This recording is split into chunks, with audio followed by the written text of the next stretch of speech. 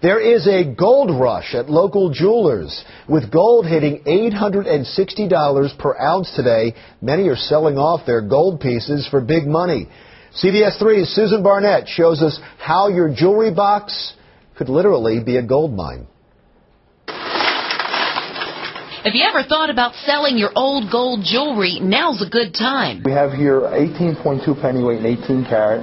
Based on the second London fix today, you're going to be paid $541.55. Gold right now is $845 per ounce. Compared to About 3 years ago, it was $420 an ounce. Paul Nowry cashed in about 20 ounces of gold. And how much did you get? It's around roughly $2,600. It's like having, found money in your drawer just sitting around.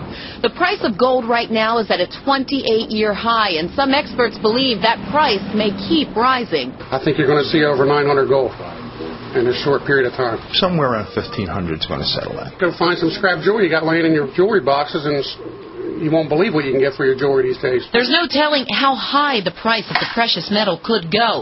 Some say the price of gold rises with the price of oil. Others say the weak dollar and slow economy raise the value of hard assets like gold.